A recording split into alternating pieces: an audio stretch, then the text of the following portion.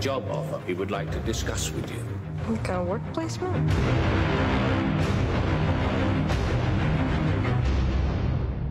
Not exactly. We create the world of the dream. What happens along the way and how that unravels, it's what the imagination is. I'm kind of like a roller coaster person, and that's what it's felt like shooting this movie. We bring the subject into that dream, and they fill it with their secrets. Chris does set pieces on a big scale. He does get that wow factor.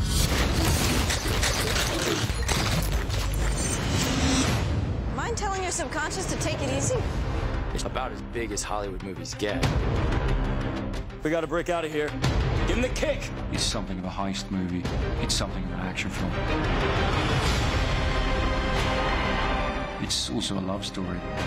Anything can happen. Your mind is constantly firing watching this movie. Wake me up! Wake me up!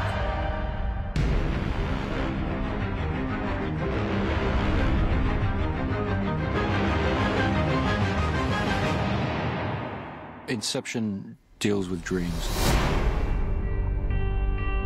Dreams are so intimate and small, and yet they have infinite potential. The idea that has always fascinated me about dreams is everything within that dream is created by your own mind as you experience it. For a filmmaker, it's an ideal world to be dealing with. It can be on the grandest scale, it can be as frightening or as happy or as exotic as any experience we can conceive of. This notion of the dream world is something that has never been done before. You never really know what's going to happen next. Dream state, your conscious defenses are lowered, and it makes your thoughts vulnerable to theft. It's called extraction. Cobb is an extractor, and he's the best extractor in the game. What's the most resilient parasite? An idea. An idea can transform the world, which is why I have to steal it. Generally in his work, Cobb extracts ideas from people's minds. Let's see what you can do. But Saito, played by Ken Watanabe, comes to him and asks him if he can place an idea in somebody's mind, make it feel real and like it was self-generated. This can't be done. Yes, it can. Just have to go deep enough. It's a heist movie in many ways. The protagonist puts his team together to do a job. I think of us as gentlemen thieves. They're con artists. The seed that we plant in this man's mind will change everything. The risks are much greater than they knew. Cobb, we should walk away from this. The people that hired us won't accept failure. And now they find themselves on this job that's a lot more dangerous than anyone signed up for. It comes to a point where it's dangerously out of control. They have no idea the risk they've taken coming down here with you. All of us are going on this epic journey in this constant state of discovery and intrigue. It's your responsibility! We are not prepared for this!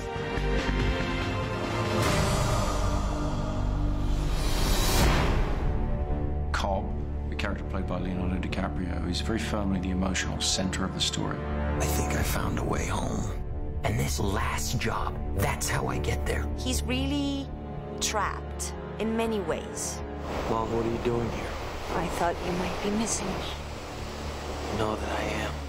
Sometimes there are these moments in life where you have to kind of make the most of what you had.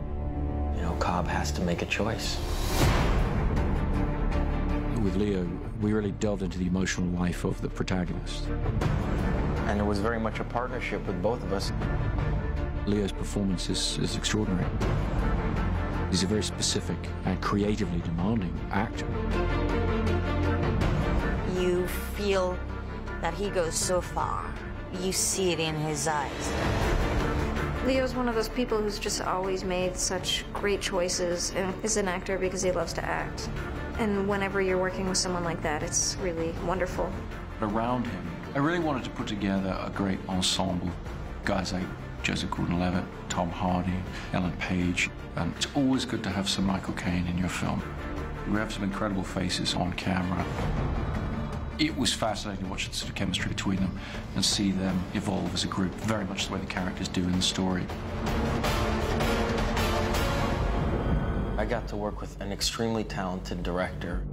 His track record is impeccable. And action. There's no one better at being able to make these jigsaw puzzle storylines feel tangible and real and emotional to an audience.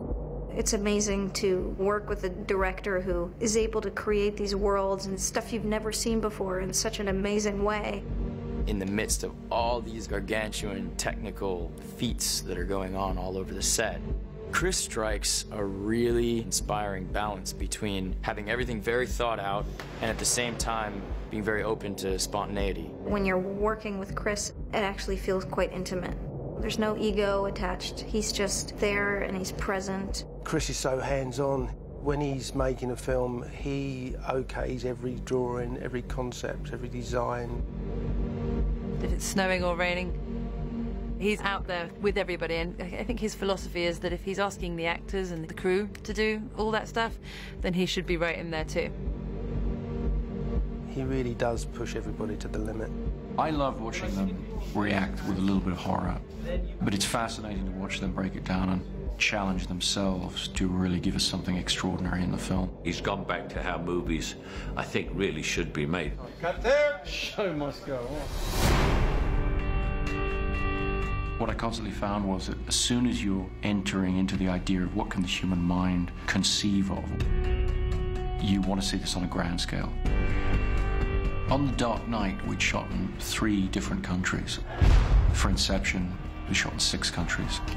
We're able to get material in Morocco. We're shooting in Tokyo, London, and Los Angeles.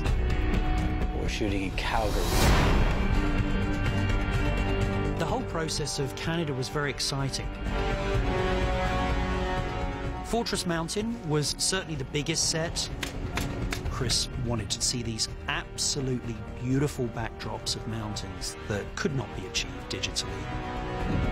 About a week before we went to Canada, there was no snow.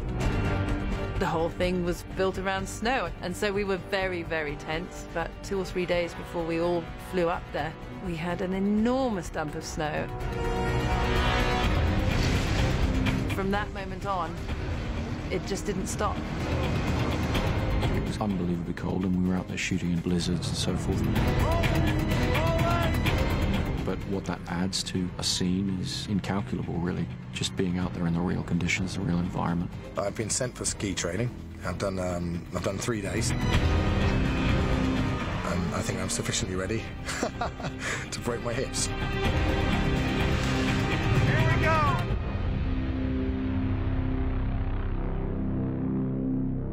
You never really remember the beginning of a dream, do you?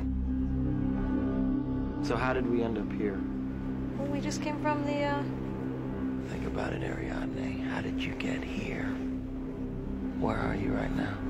After Ariadne first meets Cobb, she all of a sudden abruptly realizes that she's in the midst of a dream. And all the surroundings just implode. In Paris, they're really not very keen on explosions.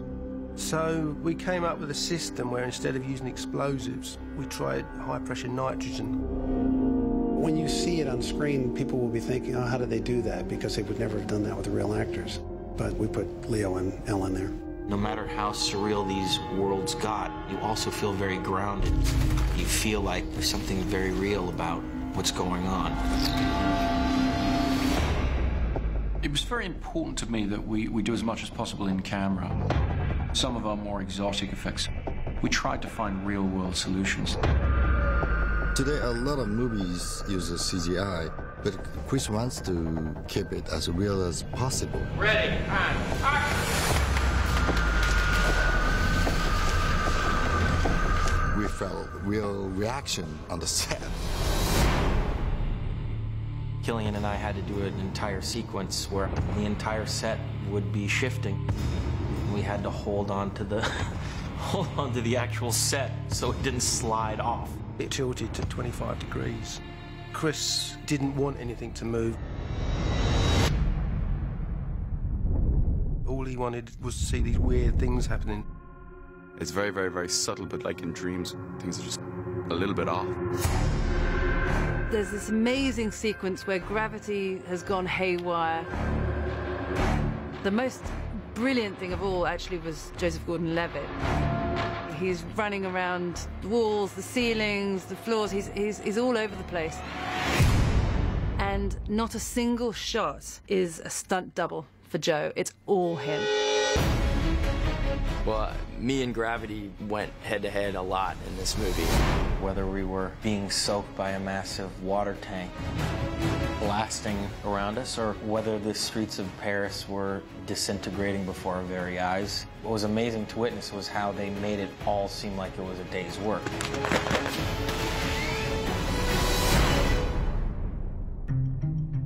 I like to think there's a little something for everybody in there. Certainly for me, my ambition was to create a grand-scale Hollywood entertainment. I just keep thinking, I can't wait to see this movie. It's gonna feel just so incredibly real. I don't think anyone could say that they did anything like this before. It's about trying something different. But at the same time, making a timeless movie. The dream's collapsing. I have it under control.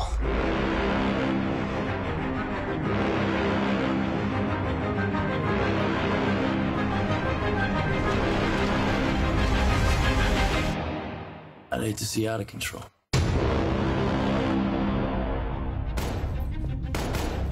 We mustn't be afraid to dream a little bigger, darling.